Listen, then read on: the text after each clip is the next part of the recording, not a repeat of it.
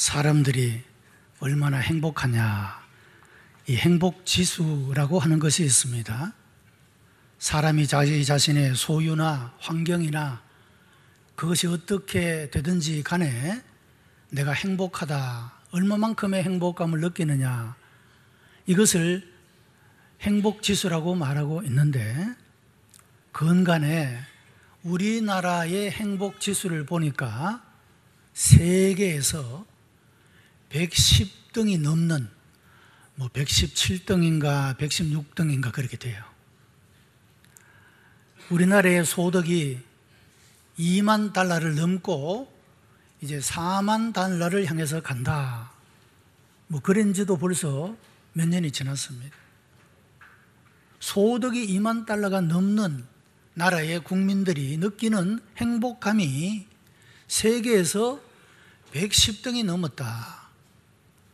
아프리카의 가나라고 하는 나라가 있는데, 이 가나는 그 국민 소득이 500달러에 불과합니다.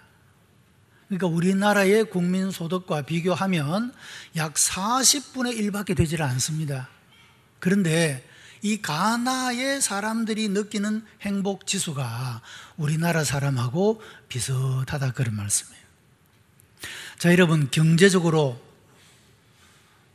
보면은 40분의 1밖에 되지 않는 사람과 우리나라가 똑같은 행복 지수를 느끼고 있다.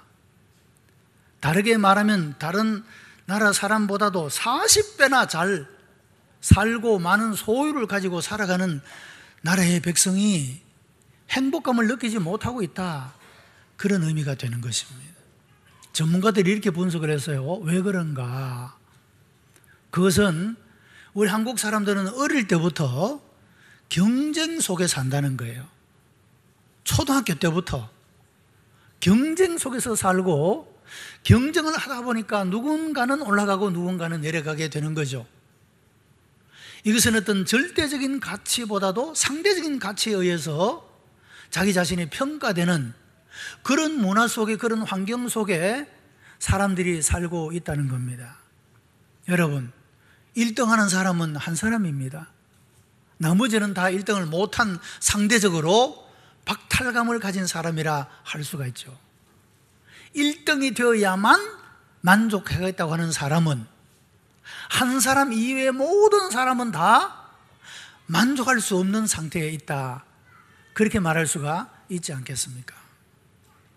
우리 인간을 평가하는데 절대적으로 평가하지 않고 상대적으로 평가하는 것, 여러분, 이것 때문에 얼마나 많은 사람들이 상대적인 패배감, 박탈감을 가지고 현실에 대해서 전혀 감사하거나 만족할 줄 모르고 지나친 욕심들 때문에 자기 자신은 행복하지 못하다, 불행하다, 그렇게 느끼고 살아가는 사람이 너무도 많다는 것을 반증해 주는 그런 통계라고 말할 수가 있을 것입니다.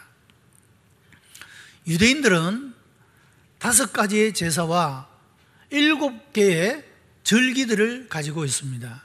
그런데 7개의 절기 가운데서도 3가지의 절기, 유월절, 초막절, 장막절, 이 3가지의 절기는 가장 큰 절기로 생각을 하고, 나라를 떠나서 있는 사람들도 이 절기가 되면은 예루살렘 성전으로 올라와서 하나님 앞에 예배를 드리는 것이 관례화되어 있습니다. 그래서 이런 절기, 명절이 되면 많은 사람들이 예루살렘에 모여오게 되는 것을 보게 됩니다. 많은 절기들이 지켜지는 내용이 다 각각 다르지만, 그러나 공통점이 있다고 한다면 하나님의 은혜에 대해서 감사하는 것이 7가지 절기의 공통점이다라고 할 수가 있습니다. 자, 6월절은 어떤 절기입니까? 이스라엘 백성들이 애굽에서 종노릇하고 고통받고 신음하고 있는 그들을 하나님께서 모세를 보내어서 바로를 치게 하시고 그 나라에 재앙을 일으키게 하시고, 그래서 하나님의 권능으로 이스라엘 백성들을 종로로 타던 애굽 땅에서부터 구원하여 주신 것을 기념하는 것이 유월절입니다. 구원의 은혜를 기억하면서 하나님의 은혜에 감사합니다 하는 것이 유월절이었죠. 초막절은 무엇입니까? 이스라엘 백성들이 애굽에서 나와서 가나안 땅에 들어가기 전에 40년 동안이나 광야의 생활을 하게 되어지는데, 그 광야의 생활이 얼마나 어렵고 힘든 생활입니까? 생존하기가 어려운 그런 생활이었음에도 불구하고 하나님께서 그들에게 먹을 것, 그들에게 마실 것, 생존에 필요한 모든 것들을 하나님께서 공급하여 주셨다. 이것을 기억하고 그들은 초막절을 지켰다고 하는 겁니다. 어렵고 힘든 상황 가운데서도 하나님이 우리를 도와주셨다, 하나님이 우리의 부족을 채워주셨다, 그 은혜에 감사해서 드리는 그 절기가, 지키는 절기가 바로 초막절입니다. 이스라엘 백성들이 광야의 생활을 끝내고 가나안 땅에 정착하여 살게 됩니다. 여러분, 광야에 사는 동안에는 농사도 지을 수가 없습니다. 오늘은 이곳, 내일은 저곳, 하나님께서 인도하시는 대로 이동식의 장막을 가지고 늘 이동해 가야 했기 때문에 농사를 지을 수가 없었죠. 농사를 지을 환경도 되지 않습니다.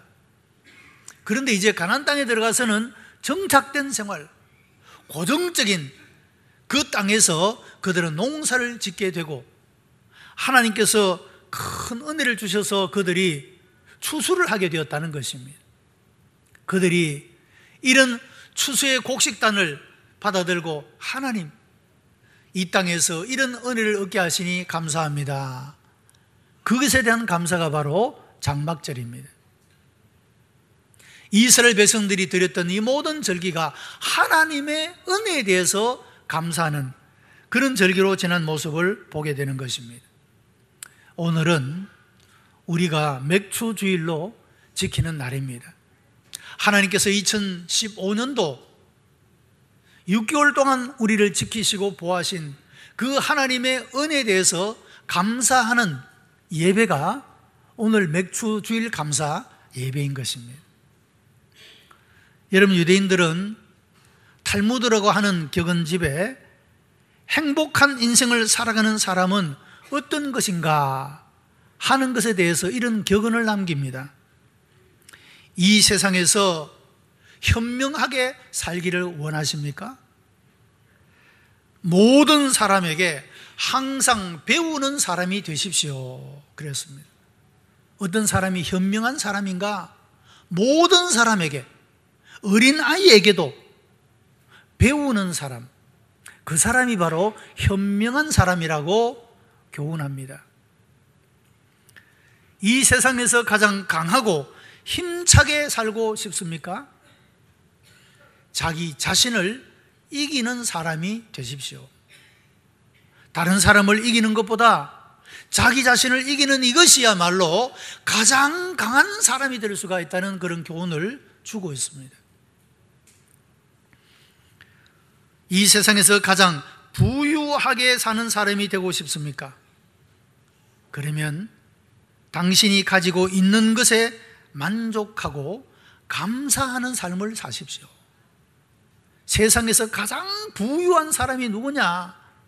가장 많은 것을 가진 사람이 아니고 자기가 가지고 있는 것에 대해서 100% 만족하고 감사하며 살아갈 수 있는 사람, 이 사람이야말로 가장 부유한 사람이라고 가르쳐주고 있다고 하는 것입니다. 세계적인 베스트셀러인 정상에서 만납시다 라고 하는 책을 쓴 지거 지글러라고 하는 사람이 있습니다. 이 사람은 75세 때 자서전을 펴냈습니다. 이 자서전 속에 그런 이런 이야기를 합니다. 모든 것은 감사뿐이었다. 감사 외에 다른 할 말이 없는 그런 일생이었다라고 고백을 합니다. 세 가지 대상에 대해서 그는 특별히 감사한 마음을 표시를 하는데, 첫째는 하나님에 대해서 감사하다, 그렇게 표현을 합니다. 내가 태어난 것도, 내가 여기까지 올 수 있던 모든 것도, 앞으로 걸어가야 할 내 인생의 길에도 하나님의 은혜였다. 앞으로도 내 하나님의 은혜가 내 인생의 삶 속에 펼쳐지게 될 것이다. 하나님의 은혜에 대해서 감사를 합니다. 두 번째는 가족에 대한 감사입니다.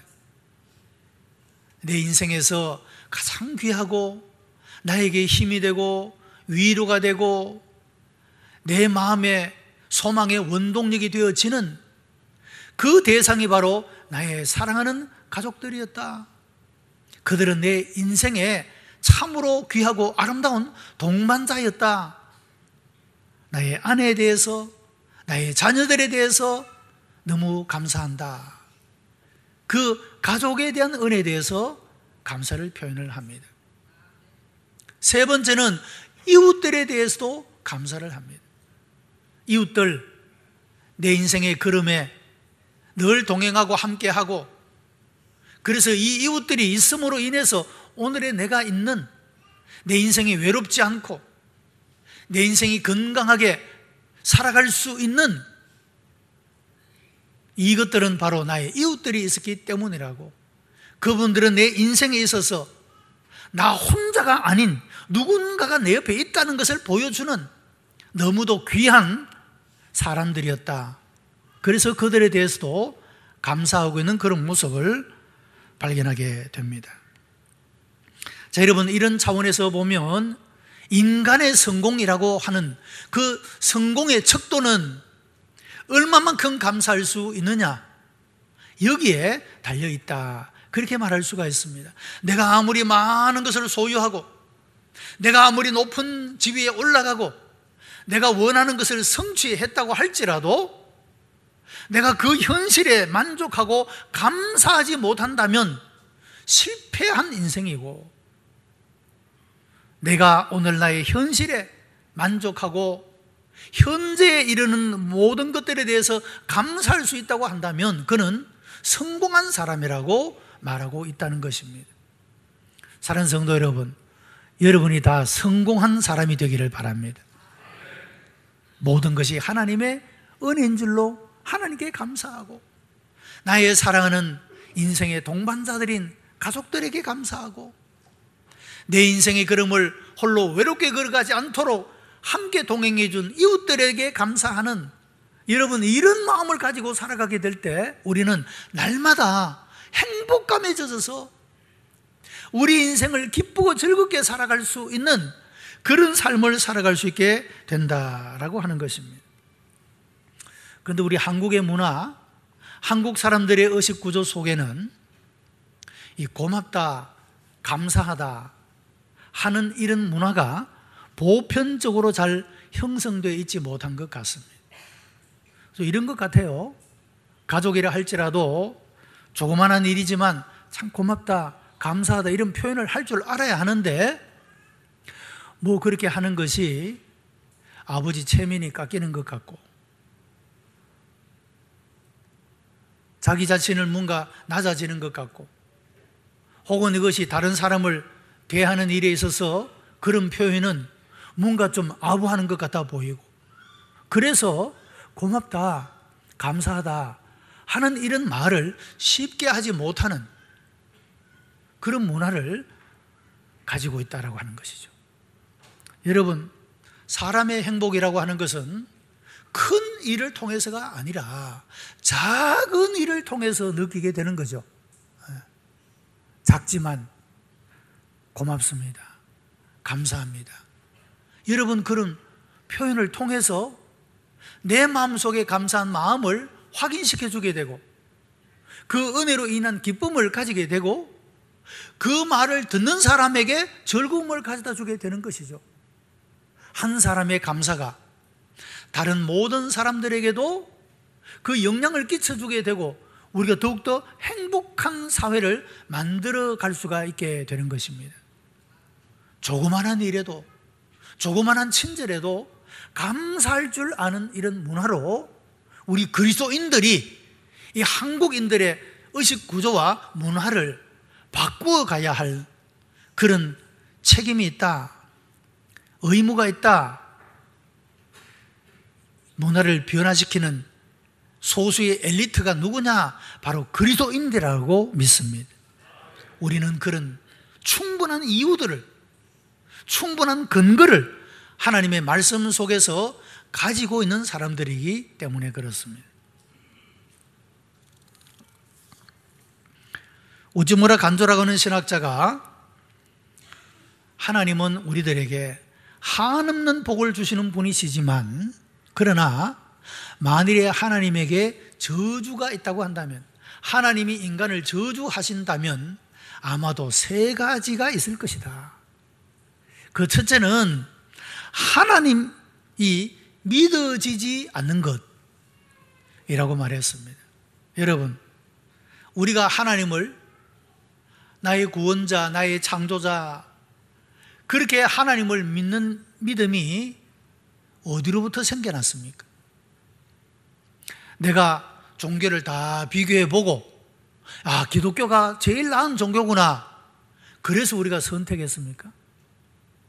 기독교의 교리가 정말로 인생을 바르게 만드는 것이고 구원과 진리에 이르게 하는 교리라고 다 배워 알아서 그렇게 우리가 믿음의 생활을 합니까?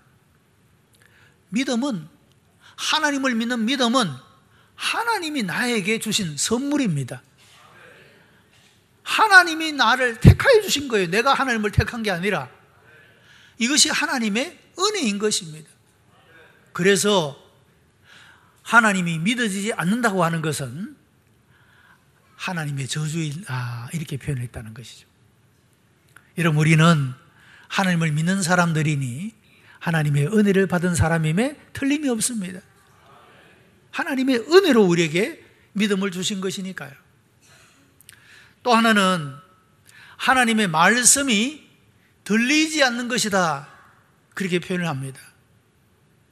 여러분, 우리는 하나님의 말씀을 읽기도 하고 하나님의 말씀을 듣기도 합니다.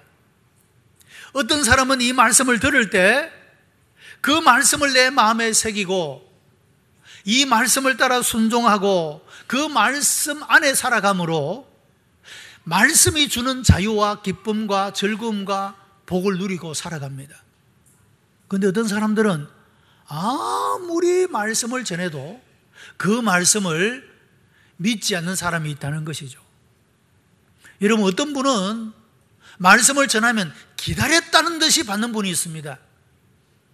어떤 분은 그를 사랑하는 주변에 많은 사람들이 그에게 복음을 전해도 다 자기의 경험, 자기의 지식, 자기의 한계 안에서 거절하는 사람이 있습니다. 우리가 지혜롭기 때문에, 우리가 똑똑하기 때문에 하나님의 말씀이 믿어지는 것이 아니고 하나님의 은혜로 믿어지는 줄 믿습니다. 그렇죠. 그래서 하나님의 말씀이 믿어지지 않는 것은 하나님의 저주일 것이다, 그런 표현을 한 것입니다. 세 번째는 감사하는 마음이 없는 사람이다, 그렇게 표현을 했습니다. 자, 여러분, 사람은 다 장점도 가지고 있고 단점도 가지고 있어요. 그런데 사람이 어떤 눈으로 사람을 바라보느냐에 따라서 그의 삶의 질이 달라지게 되는 것이죠. 자, 내가 다른 사람의 단점만 보기로 작정했다, 그러면 그분은 평생 원망하고 불평하고 비난할 재료가 떨어지지 않습니다. 왜? 모든 사람은 다 단점을 가지고 있기 때문에 그래요. 비난받을 만한 일, 책망받을 만한 일, 부끄러움을 당할 수밖에 없는 일, 원망받을 일, 불평받을 일을 누구든지 다 하고 살기 때문에 그렇습니다. 그러면 그 사람은 평생 불평하고 원망하고 비난해도 그 거리가 떨어지지 않을 겁니다. 그 결과가 어떻겠습니까? 행복하겠습니까? 누군가를 비판하고 언제나 불평하고 원망하는데 그 삶이 행복할 수가 없습니다. 그 사람하고 가까이 하고 싶은 사람도 점점 떠나게 되고 말 것입니다. 불평하고 원망하는 사람, 그것에 있으면 늘 신경질이 납니다. 마음이 편치를 못합니다. 그 사람은 떠나게 되어 있는 거죠. 친구를 잃어버리게 될 것입니다. 다른 사람에게도 복이 되지 못합니다. 한편으로 우리가 누군가의 장점, 좋은 면을 바라보고 살기로 작정했다. 이 사람을 봐도 감사할 일이 있고, 저 사람을 봐도 감사할 일이 있고, 칭찬하고 축복할 일이 누구에게나 있는 것입니다. 이렇게 살기로 작정하면 내가 언제나 감사하고, 내가 언제나 축복하고, 내가 언제나 좋은 말을 하고 살아갈 수 있는 그런 삶이 될 수가 있다는 것이죠. 그런 사람의 마음에 행복이 담기는 것입니다. 그런 사람에게는 사람들이 자꾸 붙게 되는 거예요. 친해지고 싶은 거죠. 친구가 생겨나는 것입니다. 주변의 사람들도 행복하게 합니다. 미소를 짓게 만듭니다. 이런 우리가 가끔씩 우울할 때 누군가가 편안한 웃음을 짓고 내 곁을 지나가는 그 미소를 바라보게 되면, 아, 내가 왜 이렇게 우울한 마음을 가지고 있을까? 자기 자신을 돌아볼 때가 있습니다. 여러분들이 그리스도인들은 항상 감사하고 하나님에 대해서 기뻐하고 즐거워함으로 우리 자신이 행복하고 나를 바라보는 모든 사람들을 행복하게 하는 사람이 바로 그리스도인이라고 하는 것입니다. 이런 삶을 살아갈 수 있게 되기를 바랍니다. 항상 감사하며 살아갈 수 있는 사람. 그래서 감사하지 못하는 사람은 하나님의 저주를 받은 사람일 것이다. 그런 표현을 했다는 겁니다. 사도 바울도 빌립보서에서 내가 너희를 생각할 때마다 감사하고 기도할 때마다 기쁨으로 간구한다, 그런 말을 했습니다. 이런 일을 생각하고 저런 일을 생각해도 감사하고, 이 사람을 생각해도 감사하고 저 사람을 생각해도 감사하고. 이 빌립보서는 바울이 로마 감옥에서 쓴 편지입니다. 여러분, 약간의 자유가 있기는 해서도 갇혀있는 삶 아닙니까? 그 갇혀있는 사람이 감옥 밖에 있는 사람들에게 내가 너희를 생각할 때마다 감사한다, 감사할 것을 생각하는 것이죠. 불평하고 원망할 것을 생각한 것이 아니라 감사할 것을 생각하고 있는 것입니다. 여러분이 누군가에게 여러분을 떠올리게 될 때 내가 너희를 생각할 때마다 감사한다, 여러분 그런 사람들이 되시기를 바랍니다. 얼마나 그 삶이 잘 산 삶이요, 행복한 삶이 아니겠습니까? 내가 너만 생각하면 걱정이 돼. 내가 너만 생각하면 가장 마음이 졸여. 여러분, 이런 삶을 산다면 얼마나 아찔한 삶이 되는 것이 아니겠습니까? 내가 너만 생각하면 그저 기분이 좋아. 생각만 해도 내가 너무 좋아.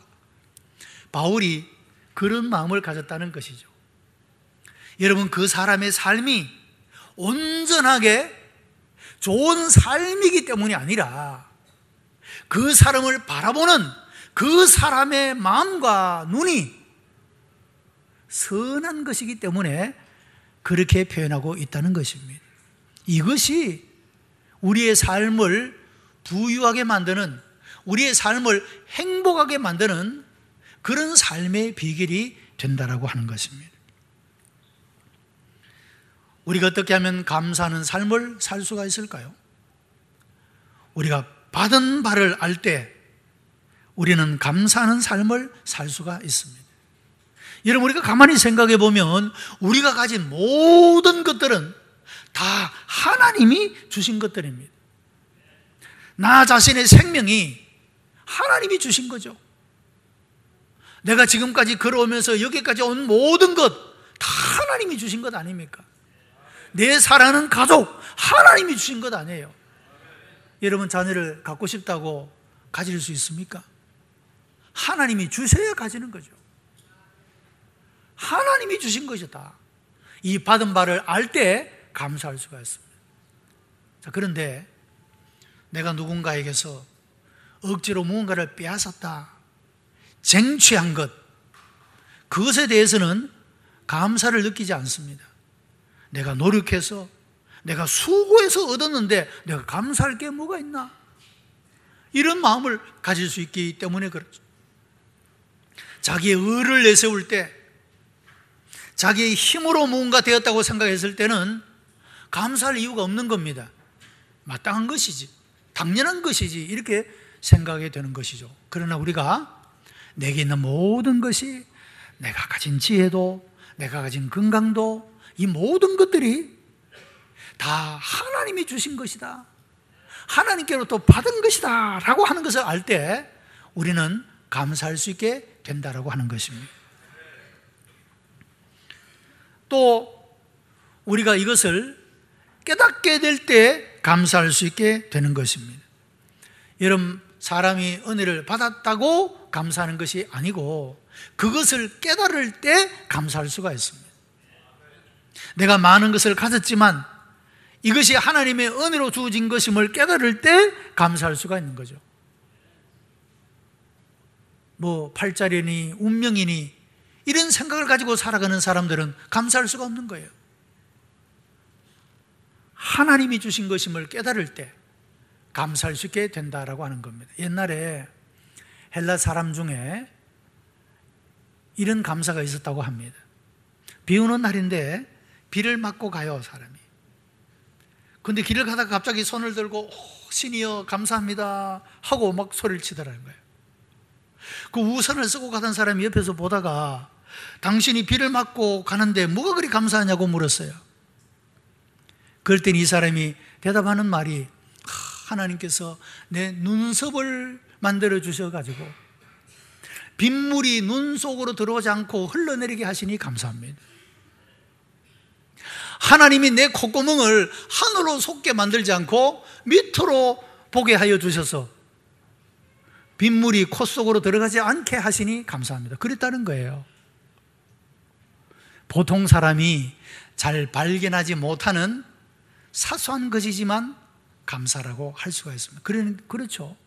우리의 삶 속에서 생각해 보면, 깨닫고 보면 감사할 것이 많음에도 불구하고 우리가 깨닫지 못해서, 발견하지 못해서 감사하지 못하며 살아갈 때가 많은 것이 아니겠습니까? 이 헬라 사람의 감사를 비유해 보면 말이죠, 우리가 감사할 것이 얼마나 많을까요? 우리가 일상의 생활 속에서 그저 당연한 것처럼 생각하며 살기 때문에 우리가 감사를 드리지 못하지만, 그러나 이것이 당연한 것이 아니라 하나님이 주신 것이고 이것을 깨닫게 될 때는 우리가 범사에 감사하는 삶을 살 수 있게 된다라고 하는 것입니다. 또한 우리는 믿음으로 감사할 수 있어야 합니다. 여러분, 사람이 편안할 때는 별로 감사를 느끼지 못해요. 그러나 곤고를 당하고 어려움을 당하고 여러분 고통을 당하고 고난을 당할 때 하나님의 은혜에 대해서 절실한 마음을 가지게 되는 것입니다. 바울은 빌립보 1장 12절에 나의 당한 일이 도리어 복음의 진보가 된 줄을 너희가 알기를 원하노라, 그렇게 말했습니다. 바울은 지금 로마의 감옥에 갇혀 있는데 가만히 생각해 보니까 내가 로마에 오기를 그토록 원했는데 하나님께서는 돈 한 푼도 들이지 않고 죄수의 몸으로 로마에까지 왔으니까 돈을 내고 배를 탈 필요가 없죠. 가만히 생각해 보니까 이 모든 과정이 너무너무 감사한 거예요. 그가 당한 고난이 오히려 복음의 진보가 되었다. 그래서 로마의 감옥에서도 자유롭게 사람을 만날 수도 있고 사람을 부를 수도 있고, 그래서 그 만나는 모든 사람들에게 복음을 전하게 되고 로마가 후에 기독교 국가로 세워지는 초석이 되어진 그런 모습을 볼 수가 있죠. 가만히 생각해 보니까 이 바울이 이 모든 과정을 생각해 보니 이 모든 것들이 다 복음의 진보가 되었다. 그렇게 감사하고 있는 그런 모습을 발견하게 되는 것입니다. 여러분, 사람이 핍박과 고난을 당하고 어려움을 겪을 때는 하나님의 은혜에 대해서 민감해지는 것을 보게 됩니다. 우리가 편안할 때는 기도를 드려도 그렇게 간절하지는 않아요. 그러나 우리가 지금 절박한 어떤 문제와 위기 가운데 있다. 여러분, 그때 우리의 기도가 평소 하는 기도 같겠습니까? 간절하게 구하는, 간구하는, 눈물을 흘리며 간구하는, 여러분, 그런 간절한 기도가 되지 않겠습니까? 무엇이 그를 간절하게 만들어줍니까? 고난과 핍박과 어려움이라고 하는 것이 그렇게 만들어준다는 것이죠. 우리가 그런 일들을 통하여 평소에 내게 주어진 모든 것들이 그냥 우연히 운명적으로 내 힘으로 된 줄 알았는데, 이것이 하나님이 주신 거였구나 하는 것을 그때 비로소 실감 있게 깨닫게 된다는 것입니다. 그런데 우리가 평소의 삶 속에서 하나님의 은혜를 깨닫고 감사하면 그 과정을, 고난의 과정을 거칠 필요가 없는 겁니다. 여러분, 편안한 가운데 감사의 삶을 지속할 수 있게 되기를 바랍니다. 다르게 말하면 꼭 한 대 맞아야 알겠나? 그런 거죠. 안 맞아도 나는 잘 압니다.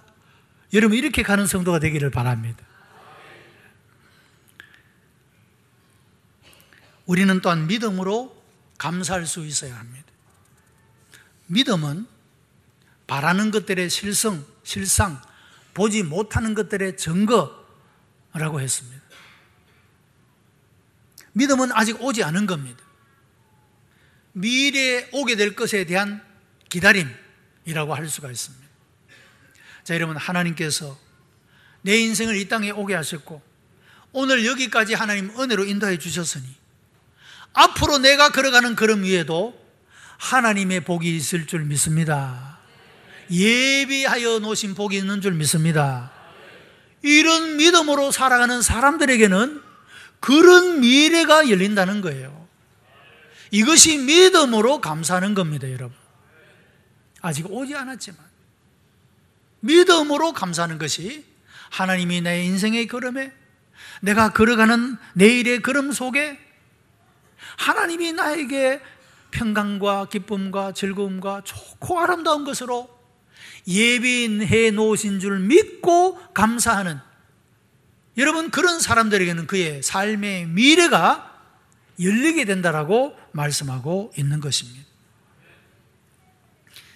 이스라엘 백성들이 하나님의 큰 능력 가운데 살면서도 그들은 믿음이 없었기 때문에 하나님을 원망했습니다.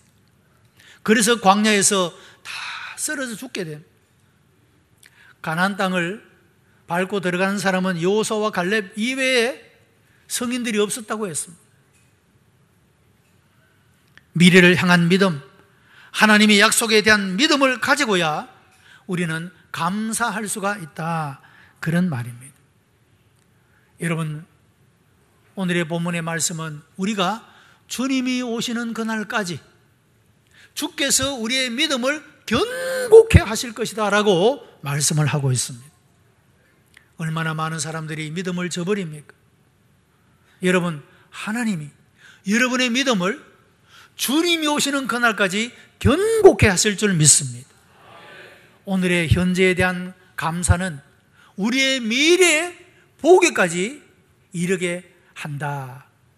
그것이 바로 오늘 말씀이 주는 교훈의 말씀인 것입니다. 사랑하는 성도 여러분, 이제 감사하기로 작정하고 살아가시기를 바랍니다. 모든 사람을 바라볼 때 좋은 면 장점만 보고 살아가리라. 여러분, 그럴 때 내 마음에 가득한 감사가 있게 되는 것입니다. 불평하고 원망하고 살기로 작정하지 말고 감사하며 축복하며 하나님의 은혜 안에서 살아가기로 작정하시기를 바랍니다. 하나님이 우리를 사랑하시기 때문에 우리로 하여금 불행스럽게 슬픔 중에 살아가기를 원치 아니하시고 행복하고 기쁘게 살아가기를 원하시기 때문에 오늘 예배하는 우리들에게 이 교훈의 말씀을 주셨습니다. 이 말씀을 순종하고 이 말씀을 따라 살아감으로 여러분의 인생의 걸음 가운데 하나님의 놀라운 은혜와 능력을 만나는 복된 여러분의 삶이 되시기를 주님의 이름으로 축복합니다. 기도하십시다. 은혜가 풍성한 하나님 감사합니다. 우리를 사랑하시어 하나님의 자녀를 삼아주시고 하나님을 믿게 하여 주옵시고 예수 그리스도 안에서 주님이 기대하심을 따라 인생의 걸음을 걸어갈 수 있도록 인도하시니 감사하옵나이다. 우리의 부족함과 연약함에도 우리를 버리지 않고 여전히 붙들고 계심을 감사하옵나이다. 우리가 곤고하고 어려울 때에도 홀로 버려두지 아니하시고 주께서 동행하여 주심을 감사하옵나이다. 앞으로 더 큰 복과 은혜로 역사하심을 믿사옵나이다. 아버지 하나님, 이렇게 고백하는 우리 모든 성도들에게 한량없는 복과 은혜를 저들의 영혼과 육체 가운데 부어 주시옵소서. 예수 그리스도의 이름으로 기도드리옵나이다. 아멘.